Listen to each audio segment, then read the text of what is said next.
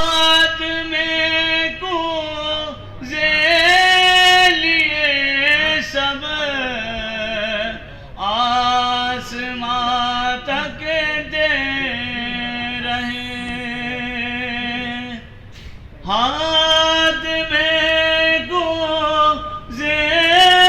لیے سب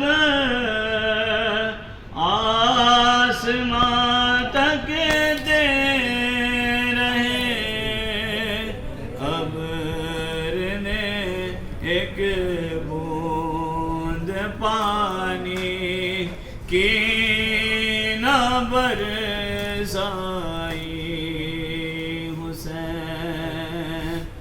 آج بھی زینب کی آتی ہے صدا بھائی حسین، دیکھتی ہوں خاک دامن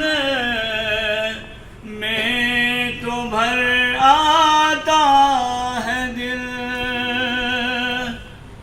دیکھتی ہوں خاک دامن میں تو بھر آتا ہے دل، خاک پر میں کیسے کیسے بھول چھوڑائی حسین، دور افتادہ سفر سے لوٹ کر میں نے نوید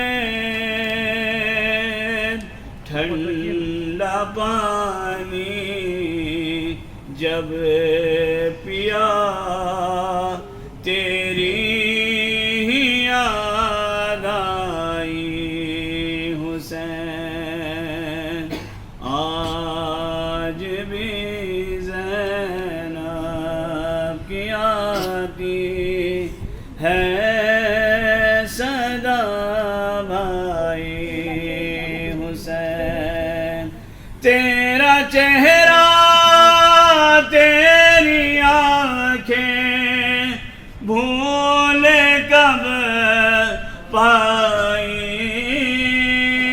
حسین، آج بھی زینب کی آتی ہے صدا بھائی حسین۔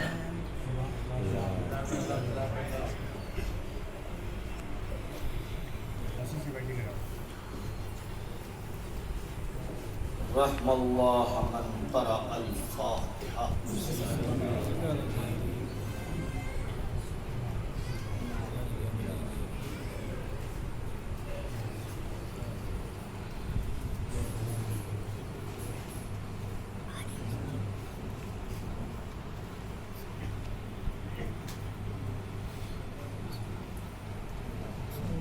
حسبنا اللہ نعم الوکیل، نعم المولا ونعم النصیر، بسم اللہ الرحمن الرحیم، الحمد للہ الذی ہدانا لہذا وما کننا لنهتدي لولا أن هدانا الله، لقد جاءت رسل ربنا بالحق، الصلاة والسلام على أشرف الأنبياء والمرسلين وخاتم النبيين ورحمة للعالمين ومولانا وسيدنا أبي القاسم محمد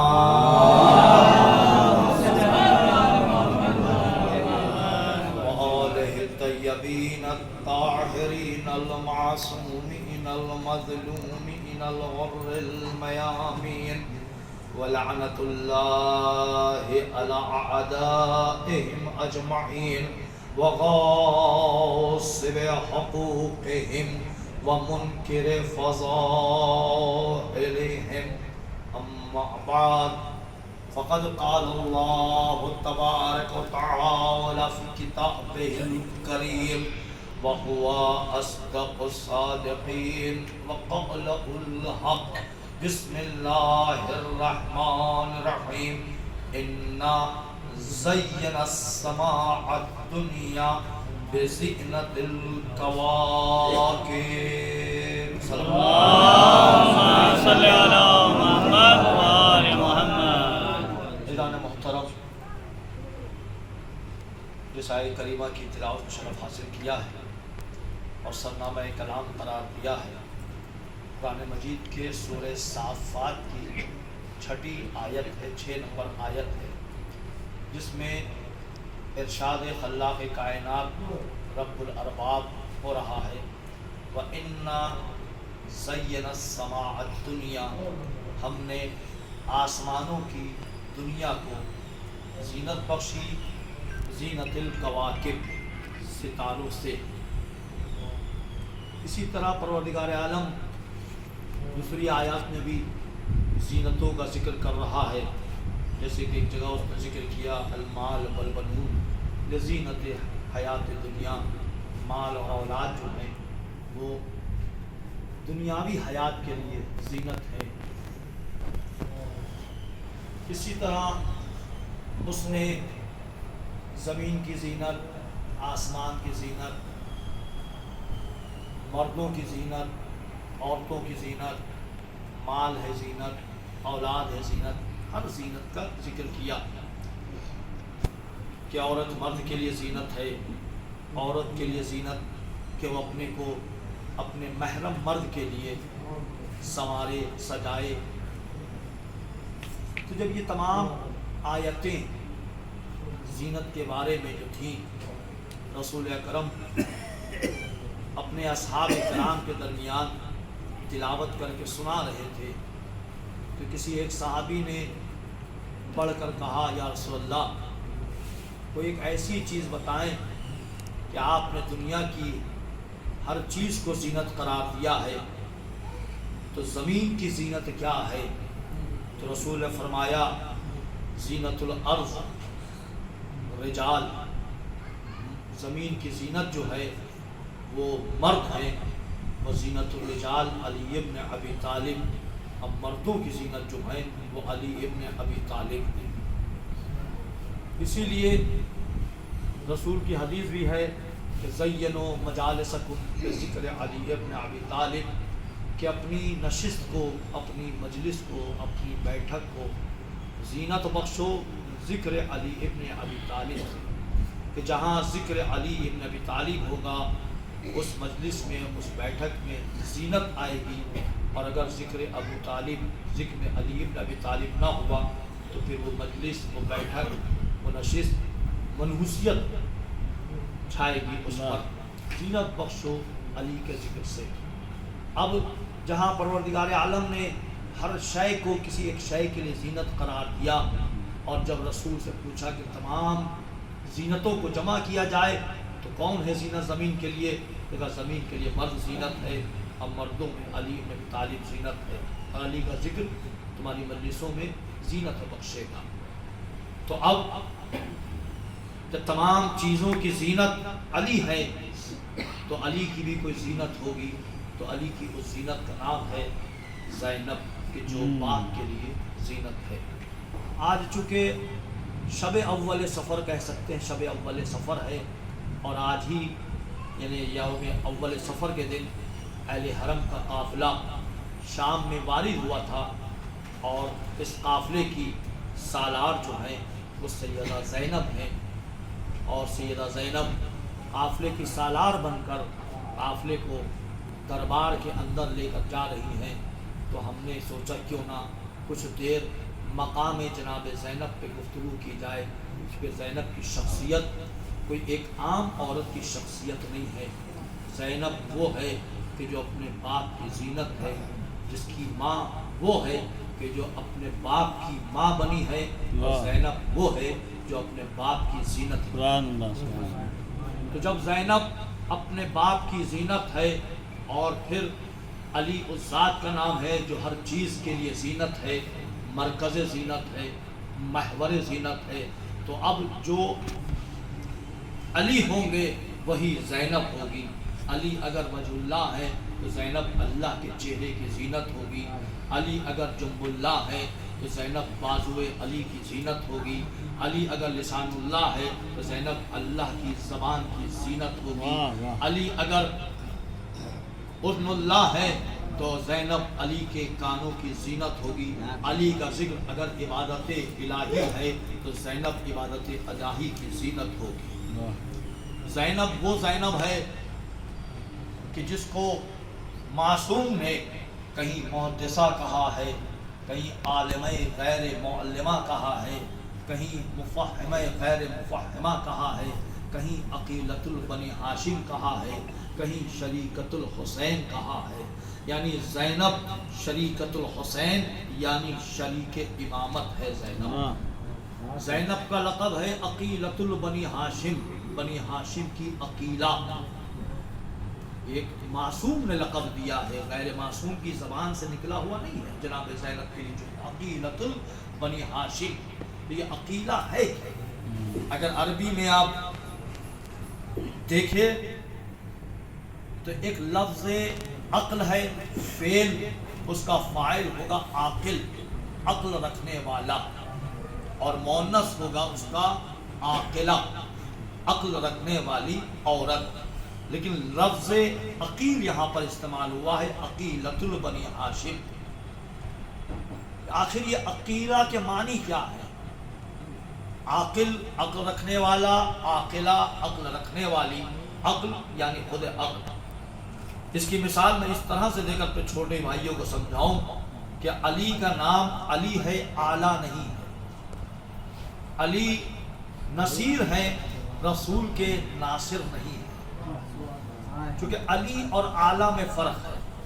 اعلیٰ وہ کہ جو کبھی بابرکت رہا ہو یا بابرکت رہے، لیکن علی وہ کہ جو ہمیشہ بابرکت تھا، بابرکت ہے اور بابرکت رہے گا. نصیر اور ناصر میں فرق یہ ہے کہ ناصر یعنی مدد کرنے والا، نصیر یعنی جو ہمیشہ سے مدد کرتا ہے، مدد کرتا رہے گا. اسی طرح عقل ہے. عقل کے معنی مادہ، عاقل یعنی عقل رکھنے والا. لیکن عقیلہ کے معنی ہے کہ جس کی عقل ہمیشہ سے تھی، ہمیشہ ہے اور ہمیشہ عقل مند رہے گی. عقیلہ یعنی اس خاتون کا نام ہے کہ جس کے خاندان میں خود کسی ایک مرد کا نام عقیل بھی رہا ہو. ایسے خاندان میں کہ جہاں ہر فرد اپنی عقل اور ہوش مندی میں ماہر ہو، مشہور ہو، ان عقل مندوں کے درمیان عقیلۃ البنی ہاشم کا لقب اگر کسی نے پایا تو وہ جناب زینب نے پایا. عقیلۃ البنی ہاشم کہ بنی ہاشم کی عقل مند ترین عورت جناب زینب. اور جناب زینب ایک محدثہ راویہ. آپ لوگ اکثر ایام فاطمی میں یا ایام عزا میں آپ لوگوں نے اکثر سنا ہوگا خطبہ فطر کہ جو تقریباً شہزادی کونین نے دربار میں سقیفہ میں 3 سے 3.5 گھنٹے تک کئی خطبہ دیا. اس خطبے کی روایت نقل جو کیا ہے نہ مولائے کائنات نے نقل کیا ہے، نہ امام حسن نے نقل کی ہے، نہ امام حسین نے، یہاں تک کہ خود جناب فاطمہ نے نقل نہیں کیا. اگر اس خطبے کی کوئی نقل کرنے والی، کوئی روایت کرنے والی عورت ہے، اس عورت کا نام جناب زینب ہے. جبکہ جناب زینب کی عمر اس وقت صرف اور صرف 5 سال کی تھی. 5 سال کی عمر کے باوجود ماں نے جو خطبہ دربار سقیفہ میں دیا، اس خطبے کی نقل کرنے والی خاتون ہے تو وہ جناب زینب. جناب زینب کا ایک لقب ہے باب خطۃ الحطایا، باب خطۃ الحطایا، اور تفسیر ہے اس کی، اگر موقع ملا تو ذکر کروں گا۔ ایک لقب ہے شہزادی کونین کا شریکۃ الحسین، شریکۃ الحسین یعنی حسین کے شریک۔ جب پروردگار عالم نے موسیٰ سے کہا یا موسیٰ اذهب الی فرعون، اے موسیٰ فرعون کے دربار میں جاؤ، انہ طغی، وہ طاغوت پر تلایا ہے، وہ کفران کر رہا ہے، وہ طاغوتی پر آیا ہے، تم جاؤ اس کے دربار میں جاؤ۔ تو جب موسیٰ نے کہا قالوا بلا، ہم ضرور جائیں گے، لیکن پروردگار عالم رب اشرح لی وصدری ویسر لی، پروردگار مجھے سہ صدر عطا کر، میری زبان کو آسان بنا دے، یفقہ قولی، میرے جملے کو، میرے گرہ کو کھول دے تاکہ میں آسان سے گفتگو کر سکوں جا کر اس کے سامنے، اور میرا ایک وزیر قرار دے جو میرے اہل میں سے ہو، میرے خاندان سے ہو، میرا بھائی ہو، میرا وزیر ہو، اور وہ کون ہے؟ ہارون۔ اور پھر موسیٰ کہہ رہے پروردگار سے، پروردگار ہارون کو میرا شریک بنا دے، یعنی پروردگار سے موسیٰ کہہ رہے ہیں کہ ہارون کو میرا شریک بنا، تو کہنا ہوگا کہ ہارون شریک نبوت ہے، شریک رسالت ہے۔ جب نبوت کو ضرورت پڑتی ہے، رسالت کو ضرورت پڑتی ہے، تو اللہ سے طلب کر کے اپنا وزیر، اپنا وسیع، اپنا جانشین، اپنا شریک بناتا ہے، اور دعا کر کے اللہ سے مانگتا ہے، اللہ دعا بھی قبول کرتا ہے۔ یعنی پتہ چلا شریک نبوت کوئی ہو سکتا ہے، شریک رسالت کوئی ہو سکتا ہے، صرف شریک ذات الہی کوئی نہیں ہو سکتا، اس کی ذات میں کوئی شریک نہیں ہو سکتا، ورنہ ہر ذات میں شریک ہو سکتا ہے۔ جس طرح ہارون شریک رسالت ہے، شریک نبوت ہے، اسی طرح جناب زینب جو ہے شریکۃ الحسین یعنی شریکۃ الامامت ہے۔ امامت بھی مشورہ لیتی تھی جناب زینب سے کہ جناب زینب بتائیں کہ ہم کیا کریں۔ آپ تاریخ کا مطالعہ کریں کہ 9 محرم 10 محرم جب بھی امام حسین نے کوئی قدم اٹھایا ہے، اپنی ماجائی کے پاس آتے تھے اور ماجائی سے مشورہ لیتے تھے کہ زینب اس وقت پر کیا کیا جائے، اس موقع پر کیا کیا جائے۔ تو زینب شریکۃ الحسین ہے۔ پروردگار عالم کا دین، جو اس دین کے لیے اس نے 1,24,000 انبیاء بھیجے، آدم سے لے کر ختم المرسلین تک یہ دین پہنچا ہے، اور ختم المرسلین تک صرف دین پہنچا ہے، کمپلیٹ نہیں ہوا ہے۔ کمپلیٹ ہوا ہے تو دین غدیر کے دن مکمل ہوا کہ جب غدیر میں علی کی ولایت کا اعلان ہو گیا تب دین مکمل ہوا ہے، تب دین کامل ہوا ہے۔ اسی طرح دین محمدی جو کمپلیٹ ہوا وہ غدیر کے دن ہوا ولایت علی سے، لیکن محافظ دین نہیں بنا ہے کوئی۔ اگر کوئی محافظ دین ہے، کوئی دین کی حفاظت کرنے والا ہے تو وہ ہے حسین کربلا کے میدان میں، انہیں دین کی حفاظت کی ہے۔ اگر حسین نہ ہوتے تو دین کی حفاظت کرنے والا کوئی نہ ہوتا۔ حسین نے قربانی دے کر اللہ کے دین کی حفاظت کی ہے، اور زینب اس ذات کا نام ہے کہ اگر حسین نے اس دین محمدی کا ماضی بچایا ہے تو زینب نے مستقبل بچایا ہے اس دین کا۔ اگر حسین نہ ہوتے تو دین محمدی عرب کے ریگزاروں میں دب کر رہ جاتا، اور اگر زینب نہ ہوتی تو مقصد حسین کربلا کے ریگزاروں میں دب کر رہ جاتا۔ یہ زینب تھی کہ مقصد حسین کو کربلا سے کوفہ اور کوفے سے شام تک پہنچایا، اور جب دربار میں داخل ہوئی ہے جناب زینب شریکۃ الحسین بن کر، شریکۃ الامامت بن کر، جب مقصد حسین کو یزید کے دربار میں عام کر رہی ہے، پھیلا رہی ہے، لیکن جب پھیلا رہی ہے، عام کر رہی ہے، تو عجیب ایک تیور ہے، عجیب ایک تیور بنا کر، لہجہ بنا کر کہ جہاں لوگ جو اصحاب علی تھے، علی کے چاہنے والے تھے، جب انہوں نے یہ لہجہ سنا تو کہنے لگے کیا قیامت آ گئی ہے؟ کسی نے کہا نہیں قیامت نہیں آئی ہے، کیوں کہہ رہے ہو، کیا بات ہے؟ کہا علی کی آواز آ رہی ہے، علی کی شہادت کو کافی عرصہ گزر چکا ہے، یہ دوبارہ علی کی آواز آ رہی ہے، چونکہ یہی کہا گیا ہے کہ علی روز قیامت آئیں گے۔ کیا قیامت آ گئی ہے جو علی کی آواز میرے کانوں سے ٹکرا رہی ہے؟ تو کہنے والے نے کہا نہیں، علی تو نہیں آئے ہیں، لیکن ہاں علی کی بیٹی زینب دربار میں کھڑے ہو کر خطبہ دے رہی ہے۔